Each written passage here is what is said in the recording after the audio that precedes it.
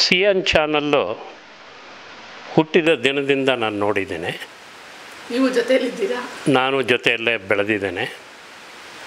ದೃಶ್ಯ ಮಾಧ್ಯಮದ ಮೂಲಕ ಹಳ್ಳಿಯಲ್ಲಿರುವ ಒಬ್ಬ ಬಡ ಮನುಷ್ಯನನ್ನು ಹೇಗೆ ತಲುಪಬಹುದು ಅನ್ನೋದು ಸಿ ಎನ್ ಚಾನಲ್ ತೋರಿಸ್ಕೊಟ್ಟಿದೆ. ಇಲ್ಲಿ ಪ್ರಮುಖ ಪಾತ್ರ ವಹಿಸೋದು ಭಾಷೆ. ನಾವು ಎಷ್ಟೇ ಜಟಿಲವಾದ ಸಮಸ್ಯೆಗಳನ್ನು ಸರಳವಾದ ಭಾಷೆಯಲ್ಲಿ ಹೇಳಿದರೆ ಜನ ಅರ್ಥ ಮಾಡಿಕೊಳ್ಳುತ್ತಾರೆ. ಇದರಿಂದ ಉಪಯೋಗ ಏನು ಅನ್ನಬಹುದು. ಜರ್ಮನಿಯಲ್ಲಿರುವ ಮೋದಿ ನಮ್ಮ ಹಳ್ಳಿಗೂ ತಲುಪೋದಕ್ಕೆ ಸಾಧ್ಯ ಆಗಿರೋದು ಸಿಯಾನ್ನಿಂದ. ಹಳ್ಳಿಯಲ್ಲಿ ಕೂತ ವ್ಯಕ್ತಿ ಅರಳಿಕಟ್ಟೆ ಕೆಳಗೆ ಕುಳಿತು ಜರ್ಮನಿಯಲ್ಲಿ ಮೋದಿ ಮಾತನಾಡಿದ ವಿಷಯವನ್ನು ಚರ್ಚೆ ಮಾಡಬಹುದು. ಈ ಸಂಪರ್ಕ ಸಾಧನ ಇದೆಯಲ್ಲ, ಇದು ದೊಡ್ಡ ಅಸ್ತ್ರ.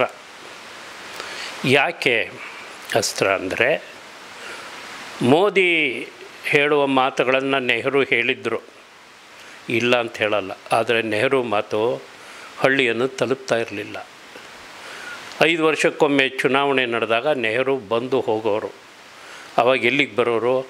ಬೆಂಗಳೂರು, ಮೈಸೂರು. ಮುಗ್ದೇ ಹೋಯಿತು. ನೆಹರನ್ನ ನೋಡದೆ ಎಷ್ಟೋ ಜನ ಅವರ ವಯಸ್ಸನ್ನೇ ಕಳೆದೋಗ್ಬಿಟ್ಟಿದ್ದಾರೆ. ಯಾರೋ ಹೇಳಿದ್ದು ನೆಹರು ಹೀಗೆ ಹೇಳಿದ್ರು ಅಂತ ಹೇಳ್ತಿದ್ರು ಅಷ್ಟೇ. ಆದರೆ ಈಗ ಆ ರೀತಿ ಇಲ್ಲ. ಪ್ರತಿನಿತ್ಯ ನಾವು ಸಿ ಎನ್ ಚಾನಲ್ ಮೂಲಕ ಮೋದಿಯನ್ನು ನೋಡಬಹುದು, ಎಲ್ಲರನ್ನೂ ನೋಡಬಹುದು, ಅವ್ರು ಏನು ಹೇಳಿದ್ದಾರೆ ಅಂತ ತಿಳ್ಕೊಳ್ಬಹುದು. ಈ ಪ್ರಯತ್ನ ಇದೆಯಲ್ಲ, ಇದು ಇಡೀ ಜಗತ್ತನ್ನು ಕೈಯಲ್ಲಿ ಹಿಡಿದುಕೊಡುವ ಒಂದು ಸಾಧನ.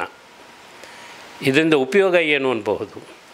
ನಮ್ಮ ಮನೆಯಲ್ಲೇ 4 ಗೋಡೆಗಳ ನಡುವೆ ಕುಳಿತು ಬೇರೆ ಎಲ್ಲ ದೇಶಗಳಲ್ಲಿ ಆಗುತ್ತಿರುವ ಆಗು ಹೋಗುಗಳನ್ನು ನಾವು ನಮ್ಮ ಅಂಗೈಯಲ್ಲಿ ನೋಡಬಹುದು.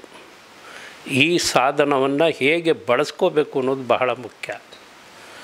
ಯಾಕೆಂದರೆ ಇದು ಬಹಳ ಅಮೂಲ್ಯವಾದ ಸಾಧನ. ಇದು ಹೇಗೆ ಅಂದರೆ ಒಂದು ಆಯುಧ ಇದ್ದಂಗೆ. ಬೇರೆಯವ್ರನ್ನ ಕೊಲ್ಲೋದಕ್ಕೂ ಬಳಸ್ಬೋದು, ಬೇರೆಯವರ ಮನಸ್ಸನ್ನು ಬೆಳೆಸೋದಕ್ಕೂ ಬಳಸ್ಬೋದು. ಸಿ ಎನ್ ಚಾನಲ್ ಇಡೀ ಯುವ ಜಗತ್ತನ್ನು ಬೆಳೆಸೋದಕ್ಕೆ ಸಾಧನವಾಗಿದೆ ಅನ್ನೋದು ನನಗೆ ಬಹಳ ಸಂತಸದ ಸಂಗತಿ.